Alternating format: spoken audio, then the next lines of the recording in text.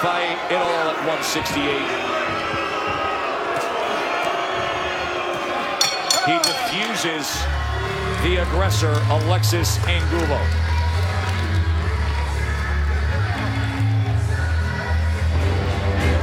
We're going to take a short break and come back and hear from the judges.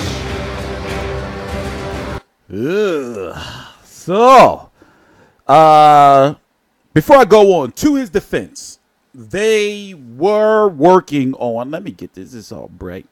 They were working on acquiring David Benavidez. In fact, David Benavidez had, in fact, according to reports, signed with Top Rank Boxing. David Benavidez, brother of Jose Benavidez, WBC 168-pound champion. He signed with Top Rank. According to reports, the contract wasn't legit, so therefore he had to go back to his old, his former promoter and return a reported $250,000 signing bonus. So, to me, it begs the question of, well, where does Gilberto Ramirez go next? Because it's obvious to me that they were working on Gilberto Ramirez, David Benavidez unification. You know, David Benavidez would have likely had a interim fight, you know, like some type of fight where he just signed with the with Top Rank. So they would have said, okay, we're going to give you your own card on ESPN. We got plenty of them to go around. Let's see if they're doing the cards yet. But now it's looking like, looking at the political landscape, that David Benavidez among the other champions, Gilberto Ramirez among the other champions is the B-side. Right now, I would like to see Gilberto Ramirez versus a Jesse Hart rematch. So for those who don't know, when you're a champion, you have to fight somebody ranked in the top 15 of your organization. And the WBO is very lenient, you know, especially when it comes to Top Rank and Frank Warren fighters. So don't expect Gilberto Ramirez to be put in a situation where he'll be stripped.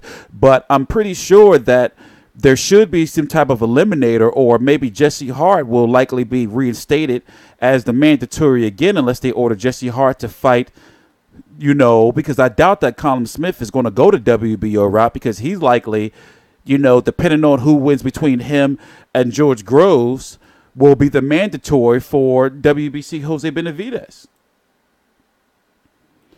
And then you have James DeGale, you know, who was ordered by the IBF to fight Uzcata guy. This was recently. By the way, I believe they have to strike a deal by July the 5th. Right now it's July the 1st, 2018. And James DeGale is being rumored to fight Billy Joe Saunders at a catchweight. So once again, that just leaves the question of, where does Gilberto Ramirez go next? You know, that makes sense, where he can make some money. This was a crazy fight too. Crazy ass fight. But Gilberto Ramirez should cruise to an easy victory. Simple. Didn't do anything for his marketability. It was a pretty boring fight. He just didn't turn it up. You would think at his height and with you know, the 38 wins, the 25 KOs, it would really, you would think that he would go out there to try to put a boot in this guy's ass, you know?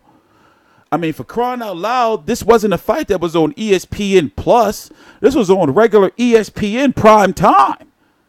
Prime time Saturday night. He was supposed to go put a boot in this guy's ass, you know? Waiting for the cards, you know, and plus him being, you know, 6'4", right? No, 6'3", about 6'2", 6'3", you know, for 168 pounds. Let me turn it up. Scores at 120 to 108, and Javier Alvarez has it 119, 109. All three scorecards go to the winner by unanimous decision.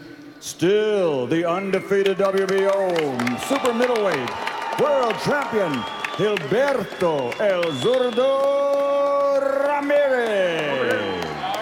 Tough to take wide margins when you consider both the third round and seventh round and some of the middle work from Alexis Angulo. He was always capable with what he showed us, but Ramirez too skilled, too much, and down the stretch, incomplete control.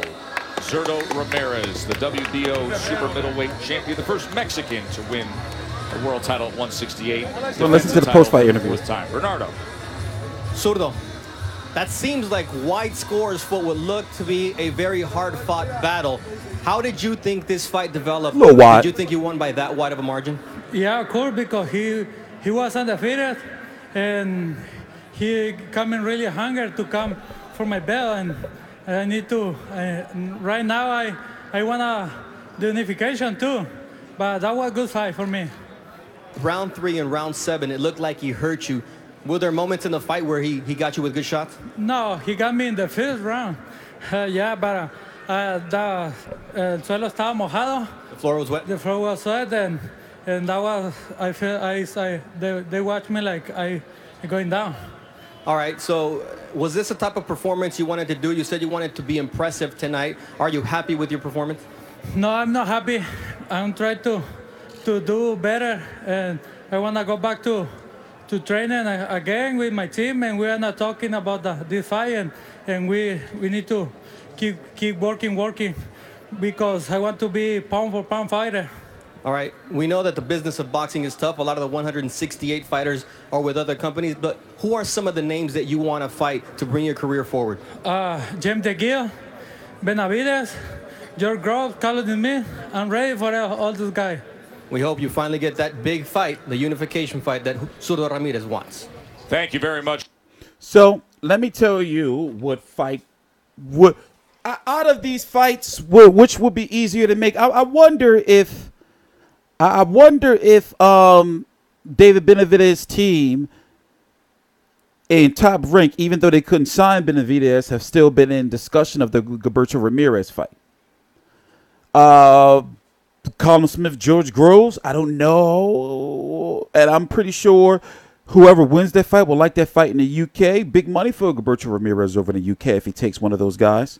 We don't know what James DeGale's not moving to 175. Oh, my God. He's not ready for 175.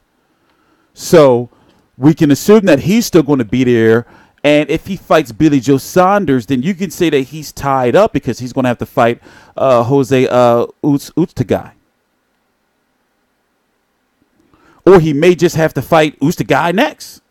Ustagai next. Because they may not allow him to fight Billy Joe Saunders. The IBF don't play around.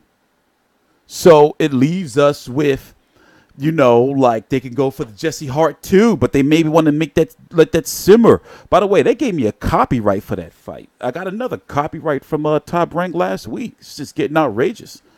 But we're going to fix it. We're working on it. I just need a couple of more months, to get the legal shit, so we can move on and just do our jobs. But anyway, I think they will want the Jesse Hart fight to, simmer a little bit more. Tyrone Zouge is taking on Rocky Felding.